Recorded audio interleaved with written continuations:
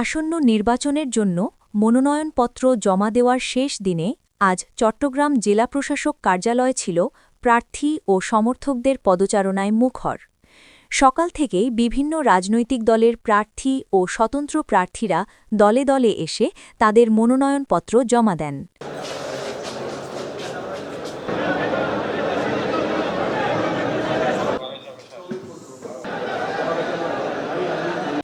দুপুর গড়ানোর সঙ্গে সঙ্গে জেলা প্রশাসক কার্যালয়ের আশেপাশে বাড়তে থাকে ভিড়। দলীয় নেতাকর্মী, সমর্থক ও শুভানুধ্যায়ীদের উপস্থিতিতে এলাকায় উৎসবমুখর পরিবেশের সৃষ্টি হয়। অনেক প্রার্থী মিছিল সহকারে এসে মনোনয়ন জমা দেন, আবার কেউ শান্তিপূর্ণভাবে নির্ধারিত প্রক্রিয়া অনুসরণ করে কাগজপত্র জমা দেন।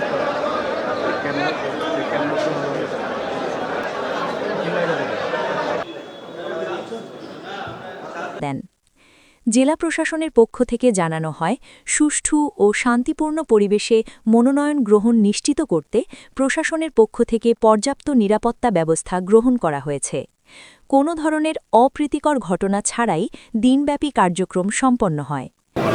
এবং কৃতজ্ঞতা প্রকাশ করি আমার প্রিয় নেতা বাংলাদেশ জাতীয়তাবাদী দলের ভারপ্রাপ্ত চেয়ারম্যান জনাব তারেক রহমান এবং দেশনেত্রী বেগম খালেদা জিয়ার প্রতি। আপনারা জানেন, শুনেছেন 25 তারিখ আমাদের প্রিয় নেতার একটা পরিকল্পনা প্ল্যানের কথা বলে গেছে, যেটা বাংলাদেশের জনগণের জন্য, বাংলাদেশের জন্য যে একটা পরিকল্পনা করেছে, সে পরিকল্পনা নিয়ে আমরা বিভিন্ন যারা আমরা প্রার্থী হয়েছি, যেমন আমি চট্টগ্রাম 12 পটি আসনে এই প্ল্যানটাই আমরা ওখানে বাস্তবায়ন করব। সরকার নির্বাচনের ব্যাপারে যে ঘোষণা দিয়েছেন, অবাধ ও সুষ্ঠু নির্বাচন হবে, আমরাও তাও আশাবাদী। তাই আমরা আশা করতেছি নির্বাচনকে সুন্দর এবং সুষ্ঠু পরিবেশে সুন্দরভাবে নির্বাচন করার জন্য। মনোনয়ন জমা শেষে প্রার্থীরা আশাবাদ ব্যক্ত করে বলেন, জনগণের সমর্থন নিয়ে তারা নির্বাচনে প্রতিদ্বন্দ্বিতা করতে প্রস্তুত।